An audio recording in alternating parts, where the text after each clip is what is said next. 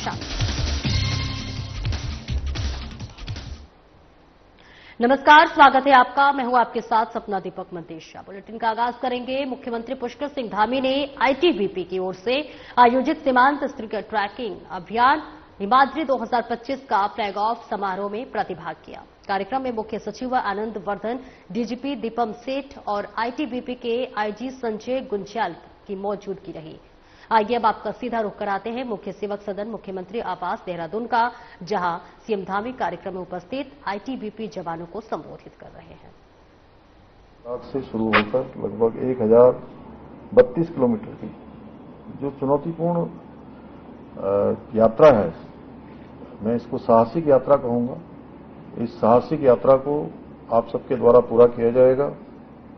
साथ ही इस अभियान के माध्यम से जहां एक और सीमावर्ती क्षेत्रों में सामरिक दृष्टि से संवेदनशील जो हमारे स्थान हैं, उनकी निगरानी भी सुनिश्चित की जाएगी।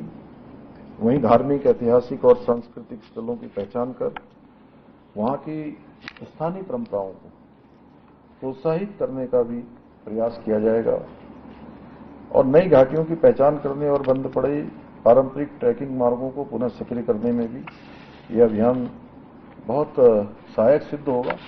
इसके साथ साथ मैंने अभी संजय गुंज्याल जी से यहाँ पर पूछा कि आप सबके द्वारा अनेक पौधे भी बांटे जाएंगे। निश्चित रूप से मैं सोच रहा था आनंद जी ऐसी कि जैसे पौधों की बात आई और उन्होंने कहा 3.5 लाख पौधे, ये बड़ी संख्या है। और अभी कुछ दिनों पहले हम लोगों ने एक और यहाँ पर फ्लैग ऑफ कार्यक्रम यहाँ पर किया था एनडीआरएफ का। तो इस प्रकार से जो जागरूकता के अभियान चल रहे हैं, इस प्रकार से वृहद स्तर पर वृक्षारोपण चल रहा है, फलदार वृक्ष लगाए जा रहे हैं, अनेक अनेक कार्यक्रम विभिन्न स्तरों पर चल रहे हैं। तो सच में हमारे प्रधानमंत्री जी ने जो विकसित भारत का संकल्प 2047 रखा है, मुझे लगता है हम सब अगर इसी प्रकार से अपने अपने स्थानों पर अपने अपने काम को पूरी ईमानदारी के साथ, दक्षता के साथ और पूरे समर्पण के साथ करेंगे तो हो सकता है कि हम विकसित भारत का संकल्प और पहले ही प्राप्त कर लेंगे।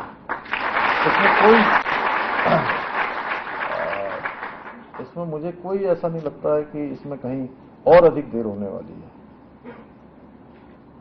साथियों, मुझे पूरा विश्वास है कि यह अभियान हमारी सीमाओं की सुरक्षा के लिए रणनीतिक दृष्टि से भी बहुत महत्वपूर्ण सिद्ध होगा, बल्कि स्थानीय जो हमारी संस्कृति है उसका प्रोत्साहन और साहसिक पर्यटन को बढ़ावा देने में भी ये बहुत सहायक सिद्ध होगा और लोगों को भी प्रेरित करेगा। भारत तिब्बत सीमा पुलिस की स्थापना 1962 के चीन युद्ध के साथ हुए संघर्ष के बाद की गई। तभी से आईटीबीपी दुर्गम हिमालयी सीमाओं की रक्षा करने के साथ साथ सीमावर्ती क्षेत्रों में भी विभिन्न प्रकार के सामाजिक, सांस्कृतिक गतिविधियों के संचालन में भी बहुत महत्वपूर्ण भूमिका निभा रही है और समय समय पर नवाचार भी कर रही है। जैसा अभी बताया कि राज्य में आपके पास क्या पूरे ही बल। और अगली खबर की रुख करेंगे। अगली खबर रुद्रपुर से है, जहां पर एडीजी रुद्रपुर पहुंचे हुए हैं। जहां ADG doctor V Murugesan Rudrapur पहुंचे, जहां स्तरीय अपराध की समीक्षा बैठक की। बैठक में आईजी कुमायूं रिधिम अग्रवाल, एसएसपी मणिकांत मिश्रा मौजूद रहे, जहां अधिकारी और कर्मचारियों को आवश्यक दिशा निर्देश दिए गए, जहां कानून व्यवस्था को मजबूत बनाए, अपराध पर पूरी तरह से अंकुश लगाए और विवेचनाओं का निष्पक्ष, गुणवत्तापूर्ण और समय पर निस्तारण करें। करार नामी अपराधियों की गिरफ्तारी के लिए बनाए विशेष रणनीति, गैंगस्टर एक्ट के तहत लंबित कार्रवाइयों को तुरंत पूरा करें, अपराधियों की अवैध संपत्तियों की कुर्की का लगातार फॉलोअप करने का दिया आदेश, आरोपियों की जल्द गिरफ्तारी करें और इसी के साथ अपराधियों के लिए भी स्पष्ट संदेश, किसी भी सूरत में नहीं बख्शा जाएगा। एडीजी ने integrated command control centre Rudrapur का भी निरीक्षण किया। समीक्षा बैठक अपराध नियंत्रण, कानून व्यवस्था को सुदृढ़ बनाने और पुलिस कार्य प्रणाली में दक्षता लाने की दिशा में एक महत्वपूर्ण कदम है, एडीजी ने कहा।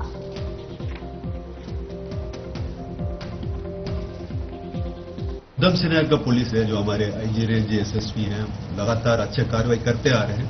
हम यहां आने का मकसद है कि और इनकी कार्रवाई को और क्वालिटी इंप्रूव करें और भी जनता का ग्रीवांसेस है उसको टाइम फ्रेम में इसको डिस्पोजल करें। इसलिए हम आए, इंडिविजुअल एक एक सीओ से हमने डिस्कस कराया, उनका जो पेंडिंग केसेस है उसको हमने रिव्यू कराया, उनको एक बार गाइडेंस और थोड़ा मोटिवेशन करने के लिए हम आज उनके। और आगे बढ़ेंगे, जहां कैची धाम मेले में सकुशल और व्यवस्थित आयोजन के संबंध में बैठक की गई है। इस दौरान कुमायूं आईजी रिद्धिम अग्रवाल ने अधिकारियों को महत्वपूर्ण निर्देश दिए हैं। जहां आपको बता दें कि मेले में पहली बार 3 जनपदों के पुलिस अधीक्षकों को भी तैनात किया गया है।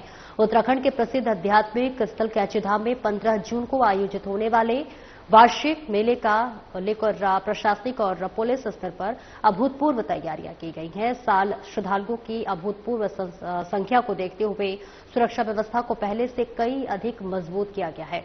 और वही प्रमुख विशेषता ये रही कि पहली बार मेले में आतंकवाद निरोधक दास्ता यानी कि एटीएस और सशस्त्र सीमा बल की तैनाती की जा रही है।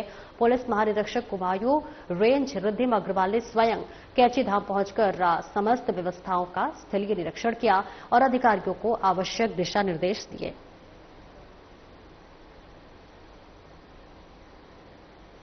को रोकने के लिए पहले से ही वार्न है और जो ट्रैफिक ड्यूटीज कर रहे हैं खासकर सीओसी और टीआई, ठीक है, रुद्रपुर से आप लोगों को ये इंश्योर करना है जब यहाँ से मैसेज मिले तो हमने लोगों को प्रॉब्लम नहीं क्रिएट करनी है लोगों के लिए, लेकिन हम ऐसी जगह आइडेंटिफाई करें बैरियर्स की जहाँ होल्डिंग स्पेस हो, जहाँ गाड़ियां रोकनी हो तो हम गाड़ियां रोक सकें। एक छोटे से ब्रेक के लिए रुकेंगे और हाजिर होते हैं।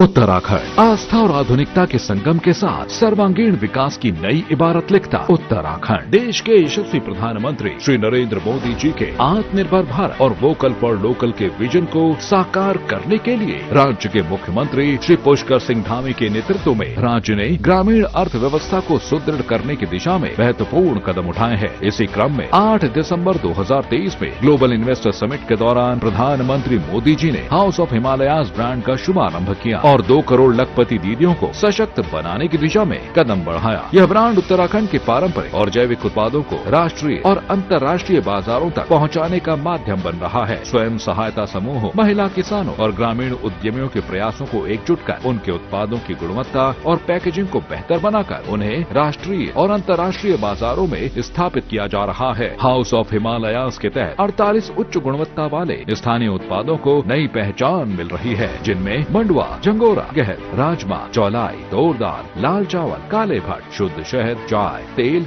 ऊनी वस्त्र, हस्तशिल्प और अन्य उत्पाद प्रमुख हैं। ये उत्पाद न केवल स्थानीय संसाधनों का उपयोग करते हैं बल्कि ग्रामीण महिलाओं और किसानों के लिए रोजगार के नए अवसर भी सृजित कर रहे हैं। लॉन्चिंग के बाद से ही हाउस ऑफ हिमालयाज ने सफलतापूर्वक 1.5 करोड़ रुपए की बिक्री दर्ज की है। यह सफलता स्थानीय उत्पादों की गुणवत्ता और ब्रांड की विश्वसनीयता को दर्शाती है। अब ये उत्पाद अमेजॉन, फ्लिपकार्ट और ब्रांड की अपनी आधिकारिक वेबसाइट पर भी उपलब्ध हैं, जिससे वैश्विक बाजार में उत्तराखंड की पहचान मजबूत हो रही है। हाउस ऑफ हिमालयाज ब्रांड न केवल उत्पादों की बिक्री कर रहा है बल्कि राज्य की सांस्कृतिक विरासत और पारंपरिक ज्ञान को भी संरक्षित कर रहा है। यह पहल स्थानीय कारीगरों और किसानों की आय में वृद्धि करते हुए उन्हें आत्मनिर्भर बना रही है। आइए हाउस ऑफ हिमालयाज के साथ जुड़कर उत्तराखंड की समृद्ध विरासत का हिस्सा बने और स्थानीय उत्पादों को अपनाकर ग्रामीण अर्थव्यवस्था को सशक्त करें।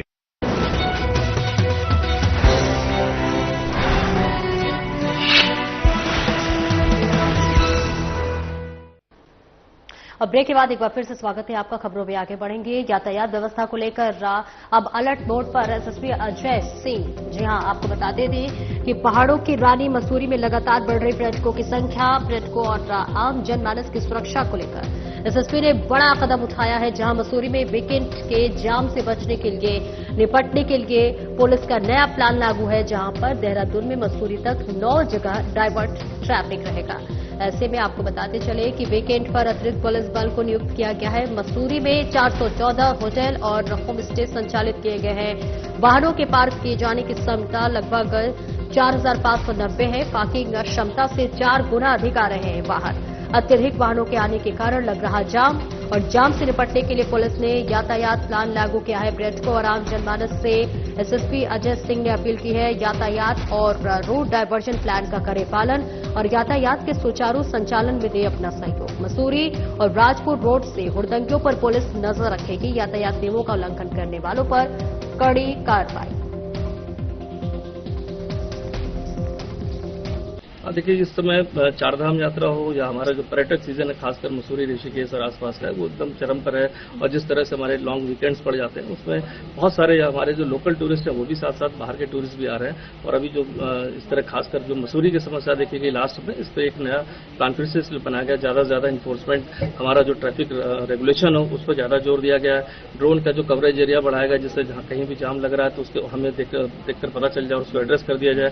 साथ ही साथ जो समस्या जो मेन पार्किंग की आ रही, चूंकि लास्ट वीकेंड में देखा गया, जो हमारे जो नॉर्मल 7 से 8 हजार गाड़ियां जो मसूरी जाती हैं, इस बार जस्ट डबल 15,000 क्रॉस किया। और जो हमारी पार्किंग कैपेसिटी है उससे 10 गुना ज्यादा गाड़ियां चूंकि जब आती हैं तो कहीं ना कहीं पार्किंग इश्यूज आ जाते हैं, वो होटल्स में और अन्य जगह पार्क नहीं हो पाती, तो रोड साइड में पार्क किया था। तो कोशिश है इस बार कि यात्रियों को अलग अलग मार्गों से थोड़ा डायवर्जन और ज्यादा किया जाए, जिससे कि वो अपने गंतव्य आराम से पहुंचे। अगर कहीं को होल्ड किया जा रहा है तो होल्डिंग एरिया में भी उनको कोई दिक्कत ना आए, आधे घंटे वहां ऐसी जगह रोका जाए जहां पर उनको बेसिक नेसेसिटीज और जो भी आसपास दुकानें हो उनको मिल जाए। ये प्लान इस बार किया गया है कि यात्रियों को ज्यादा दिक्कत ना हो, बेसिकली पार्किंग व्यवस्था भी मिल जाए। और हमने रिक्वेस्ट भी करी है विभिन्न माध्यमों से कि जो चेक इन चेकआउट टाइम है उसको गैप थोड़ा ज्यादा रखा जाए। तो एक ही समय में चेक इन चेकआउट जब होता है तो डेफिनेटली मसूरी में जाम लगने का पूरा जो कारण है मेन वो रहता है। तो बहुत सारे छोटे छोटे जो चीजों को फोकस किया गया है। बस जो निर्माण कार्य हैं क्योंकि वो भी जरूरी है, बारिश होने के बाद निर्माण कार्य नहीं हो पाते तो उसको भी डेफिनेटली जरूरत के हिसाब से उसको कोशिश करी गई है कि जल्दी जल्दी वो निर्माण कार्य पूरे होगा, जिससे यातायात प्रबंधन में ज्यादा दिक्कत न हो। इस बार एक्स्ट्रा फोर्स और दिया गया मसूरी और रूट पर, जिससे कि यात्रियों की ज्यादा सुविधा। और कोलूखेती को टैक्स बैरियर पर लगने वाले जाम के कारण जहां पर पर्यटकों और स्थानीय लोगों को भारी परेशानियों का सामना करना पड़ रहा है, तो वहीं इससे आसपास के व्यापारी भी परेशान हैं। व्यापारियों का कहना है कि जाम लगने के कारण वाहन खड़ा करना मुश्किल हो जाता है और ऐसे में उन्हें आर्थिक हानि का सामना करना पड़ रहा है। तो वहीं इको टैक्स बैरियर पर लेने वाले शुल्क के बाद पर्यटकों को किसी भी प्रकार की सुविधा नहीं दी जा रही है। पर्यटकों के नाम पर लिया जाने वाला पर्यटक शुल्क मात्र ठेका संचालक और नगर पालिका की आय में वृद्धि कर रहा है और इससे पर्यटकों को किसी भी प्रकार की जानकारी या फिर सुविधा उपलब्ध नहीं हो पाती है। व्यापारियों का कहना है कि पर्यटन चरम पर है, लेकिन इसका लाभ मिलने की बजाय अधिक नुकसान हो रहा है।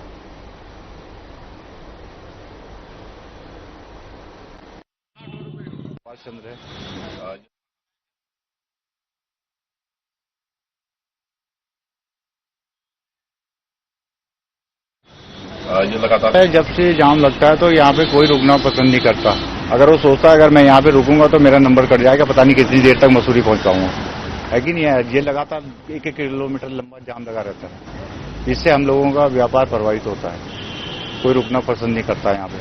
तो सोचते हैं अगर हम रुकेंगे तो उसके बाद हमारा नंबर कट जाएगा, क्या मालूम कितने किलोमीटर आगे जाम है। और वही भारतीय सैन्य अकादमी देहरादून में पासिंग आउट परेड किया गया है। यहाँ 419 कैडेट्स ने तन, मन और जीवन देश को समर्पित करने की शपथ ली। 9 मित्र देशों के 32 कैडेट भी यहाँ पास आउट हुए हैं। भारतीय सैन्य अकादमी के पीओपी से कुल 451 जेंटलमैन कैडेट हुए हैं पास। अकादमी के ऐतिहासिक चेडबोक भवन के सामने ड्रिल स्क्वाड पर निकाली गई परेड श्रीलंका के सेना प्रमुख लासांधा रोड्रिगो परेड में मुख्य अतिथि के तौर पर हुए शामिल। श्रीलंका के सेना प्रमुख ने ली परेड की सलामी। हेलीकॉप्टरों से सेना के जांबाज अधिकारियों पर की गई पुष्प वर्षा और वहीं सैन्य अफसरों के साथ ही कैडेट्स के परिजन बने गौरवमयी पल के गवाह। आईएमए देहरादून में पासिंग आउट परेड को लेकर दिखा खासा उत्साह। एमगे के नाम देश विदेश की सेनाओं को 66,000 से अधिक सैन्य अधिकारी देने का जुड़ा गौरव। और वहीं मित्र देशों को आईएमएफ ने अब तक दिए गए करीब 3,000 सैन्य अधिकारी।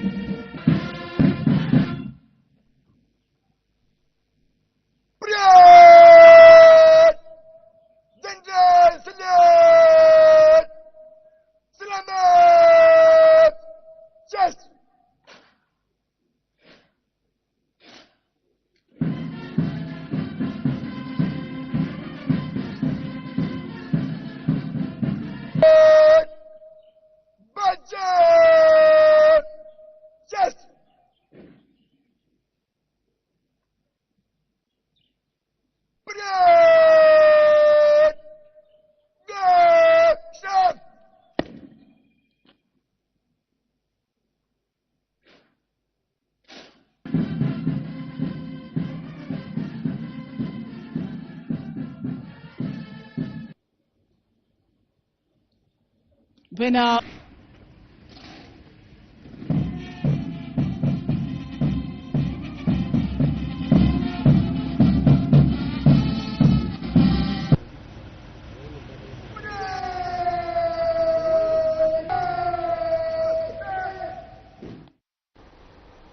एक ब्रेक के लिए रुकेंगे, फौरन हाजिर होते हैं।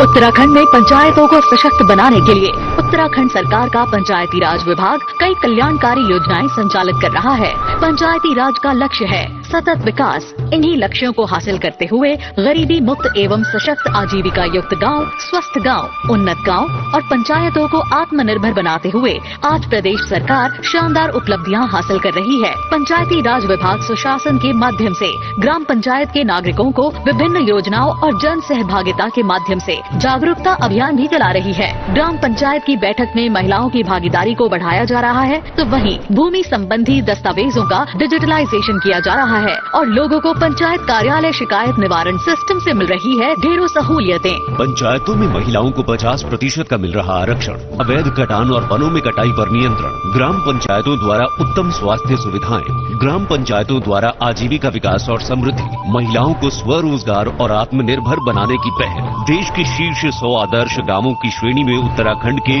10 गांवों के नाम भी शामिल हों। इसके लिए पंचायतों द्वारा गांव के चहुमुखी विकास के योजनाबद्ध तरीके से योजनाओं का लाभ ग्रामीणों तक पहुंचाया जा रहा है। प्रत्येक विकास खंड में 5-5 गांवों को आदर्श ग्राम बनाया जा रहा है, जिसमें हर जरूरी जीवन सुविधाएं उपलब्ध कराई जा रही हैं, जिनमें शामिल है पंचायत भवनों के निर्माण के लिए धनराशि बढ़ाकर 20 लाख रुपए की गई। गाँवों में सड़क निर्माण, ओपन जिम और पार्कों का निर्माण, शहीदों के नाम पर गाँवों में द्वार, स्कूल और पंचायत भवनों के नाम, गाँवों के समग्र विकास, स्वच्छता, कूड़ा निस्तारण पर विशेष ध्यान, ग्राम पंचायतों में कंप्यूटर और हाई स्पीड इंटरनेट की व्यवस्था। पंचायतों के सशक्तिकरण के लिए केंद्र सरकार के सहयोग एवं राज्य सरकार के निर्देश में संचालित की जा रही इन लाभकारी योजनाओं के शानदार परिणामों से संवर रहे हैं उत्तराखंड के गांव और आखिरी व्यक्ति तक पहुंच रहा है योजनाओं का लाभ। ग्राम पंचायतों का हो समग्र विकास, पंचायती राज का है यही प्रयास।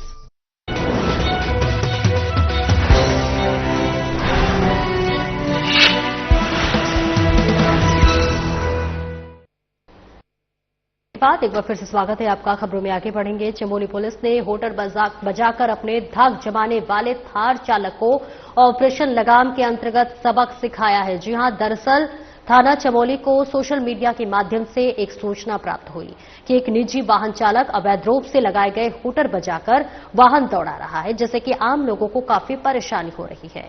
जिसके बाद पुलिस टीम ने वाहन को बद्रीनाथ क्षेत्र अंतर्गत रोका। पुलिस टीम ने वाहन स्वामी से वाहन में लगे हूटर के संबंध में वैध कागजात या फिर अनुमति के बारे में पूछा, तो वो कोई भी संतोषजनक जानकारी दस्तावेज प्रस्तुत नहीं कर पाया। नियमों का स्पष्ट उल्लंघन पाए जाने पर पुलिस टीम ने मौके पर ही अनाधिकृत रूप से लगाए गए होटर को जब्त कर वाहन स्वामी के विरुद्ध मोटर वाहन अधिनियम के तहत चालानी कार्रवाई की। साथ ही दोबारा ऐसा न करने की भी सख्त हिदायत भी दी। चमोली पुलिस ऑपरेशन लगाम के तहत लगातार ऐसे वाहनों को और वाहन चालकों की पहचान कर रही है जो कि सड़क सुरक्षा के नियमों के यातायात कानूनों और ध्वनि प्रदूषण संबंधी मापदंडों का उल्लंघन कर रहे हैं। पुलिस का ये अभियान आगे भी निरंतर जारी रहेगा।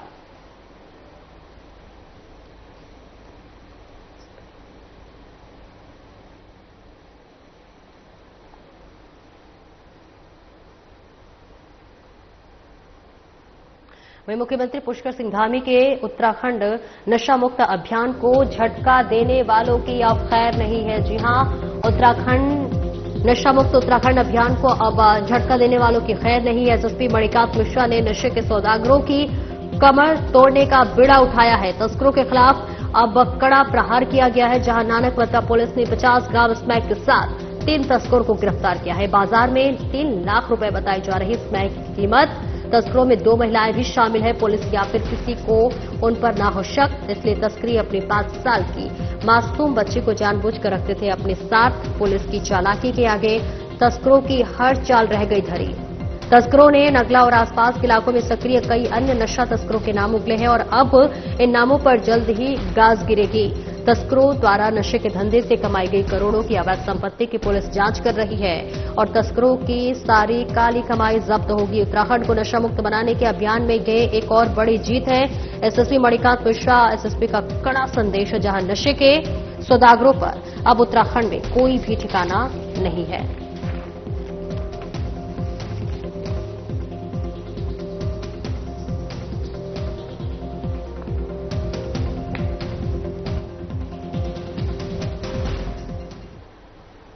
और आगे बढ़ेंगे जहां एसएसपी पौड़ी लोकेश्वर सिंह के निर्देश पर पौड़ी पुलिस की ऑपरेशन लगाम के तहत शराबी चालकों पर ताबड़तोड़ कार्रवाई जारी है। आपको बताते चले कि पुलिस ने शराब पीकर वाहन चलाने वाले 18 चालकों के वाहन को सीज किया है, साथ ही डीएल भी निरस्त कर दिए हैं। वहीं एक नाबालिग के वाहन को सीज करने के साथ साथ ओवर स्पीड करने पर 19 चालकों के चालान काटे। पौड़ी एसएसपी लोकेश्वर सिंह ने बताया कि यातायात नियमों का उल्लंघन करने वालों को किसी भी सूरत में बख्शा नहीं जाएगा। बताया गया कि शराब पीकर वाहन चलाने और ओवरलोडिंग और रैश ड्राइविंग करने वाले वाहन चालकों के खिलाफ पुलिस का अभियान लगातार जारी रहेगा।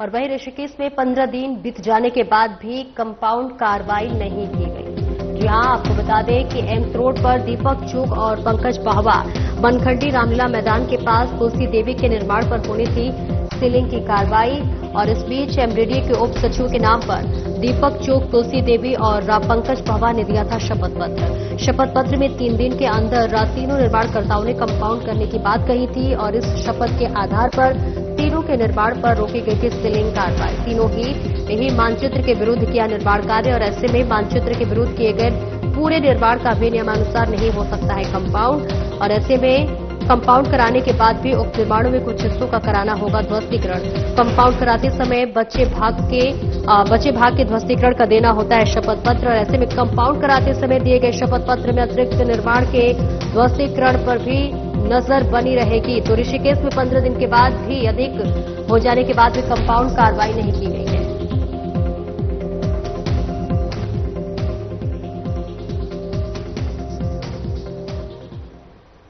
और उत्तराखंड से हमारे ब्यूरो चीफ कमल शर्मा हमारे साथ जुड़ रहे हैं। कमल, देखिए 15 दिन से ज्यादा समय बीत जाने के बाद भी अब तक कंपाउंड कार्रवाई नहीं की गई है, क्या तस्वीर है?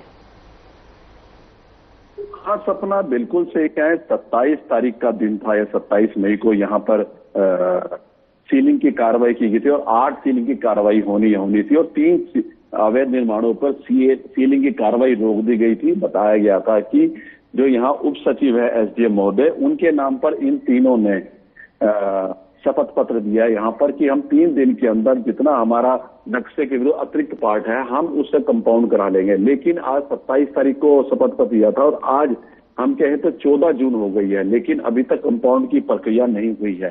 तो कुल मिला के कहें अब इन अवैध निर्माणों द्वारा अगर कहें तो झूठे शपथ पत्र में भी झूठ बोला जा रहा है। तो कुल मिला के कहें जब जो आदमी शपथ पत्र में झूठ बोल रहा है तो बाकी क्या स्थिति होगी। और सबसे बड़ी बात है कि नक्शे के विरुद्ध इन्होंने काम किया है और अब कितना कंपाउंड होता है, क्योंकि कंपाउंड में जब कंपाउंड भी पूरा नहीं होता क्योंकि ज्यादा बनाया जाता है, कोई ना सेटबैक छोड़ा जाता है। उसके बाद जब कंपाउंड होगा इनको एफिड देना पड़ेगा कि कंपाउंड जिस हिस्से का नहीं हुआ है उसका हमें ध्वस्तीकरण करना पड़ेगा। उसमें स्पष्ट लिखा होता है या तो जिसका निर्माण है वो ध्वस्तीकरण कर दे, नहीं तो अगर एमडीडीए करेगा तो उसका भी चार्ज लिया जाएगा।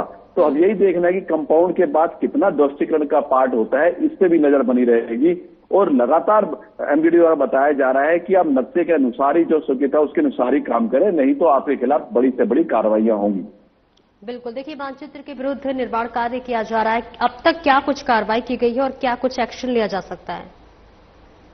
आज अपना ऋषिकेश से मैंने बताया ना 5 सेक्टरों में बांटा गया, एक अभियान के रूप में चल रहा है। अवैध निर्माणों के खिलाफ लगातार कार्रवाइयां हो रही हैं और देख रहे हैं कि अगर हम बात करें लगभग 14-15 सीलें अभी तक अवैध निर्माणों तो हो चुकी हैं और ये चीजें जारी रहेंगी जब तक कि यहाँ पर अवैध निर्माणों से मुक्ति नहीं हो जाती। और यहाँ तो इतना बुरा हाल है कि लोग बिना नक्शे के ही बहुत बड़ी बड़ी बिल्डिंगें बना रहे हैं जहाँ नक्शा ही नहीं है। तो इस तरह की चीजें निकल के आ रही हैं और वहां पर कार्रवाइयां भी हो रही हैं और जो कार्रवाइयां लगातार जारी हैं और ये भी हम देख रहे हैं जहां सीलिंग कार्रवाइयां हो चुकी हैं उसके बाद वे निर्माण कार्य है वहां पर और ध्वस्तीकरण की कार्रवाइयां भी लगातार चल रही हैं। तो कुल मिला के कहें इस टाइम एमडीडी जो अलर्ट मोड पर है, लेकिन उसके बावजूद भी जो अवैध निर्माण वाले हैं वो अभी तक सुधरने को तैयार नहीं है।